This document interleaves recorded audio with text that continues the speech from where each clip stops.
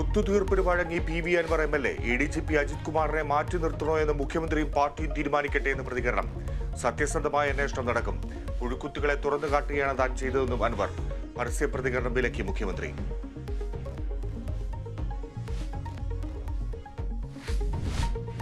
PV അൻവറിന്റെ ആരോപണങ്ങൾ CBI അന്വേഷിക്കണമെന്ന് പ്രതിപക്ഷം. നിലവിലെ അന്വേഷണം പ്രഹസനമെന്നും VD സതീശൻ.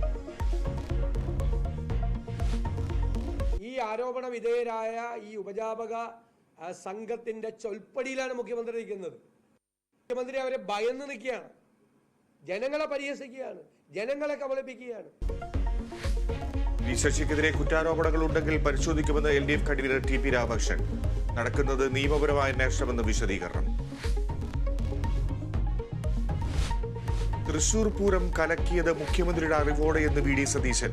തൃശൂർ പൂരം അലങ്കോലപ്പെട്ടതിന് പിന്നിൽ രാഷ്ട്രീയ ഗൂഢാലോചനയെന്ന് VS സുനിൽകുമാർ.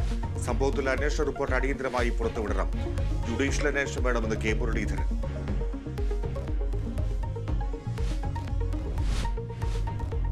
പത്തനംതിട്ട മുൻ SP സുജിത് ദാസിനെതിരെ കസ്റ്റംസ് അന്വേഷണം. അന്വേഷണം സ്വർണ്ണക്കടത്ത് സംഘങ്ങൾക്ക് സഹായം നൽകിയെന്ന ആരോപണത്തിൽ സുജിത് ദാസ് നടത്തിയ സ്വർണ്ണവേട്ടകളും അന്വേഷിക്കും.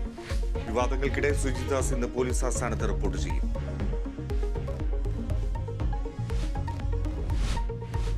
പീഡന പരാതിയിൽ നടൻ മണിയപ്പിള്ള രാജുവിന് മുൻകൂർ ജാമ്യാപേക്ഷ തീർപ്പാക്കിയ എറണാകുളം പ്രിൻസിപ്പൽ കോടതി.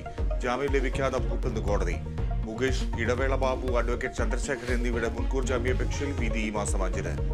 ബംഗാളി നടിയിലെ ലൈംഗിക പീഡന കേസിൽ മുൻകൂർ ജാമ്യം തേടി സംവിധായകൻ രഞ്ജിത്ത് ഹൈക്കോടതിയിൽ.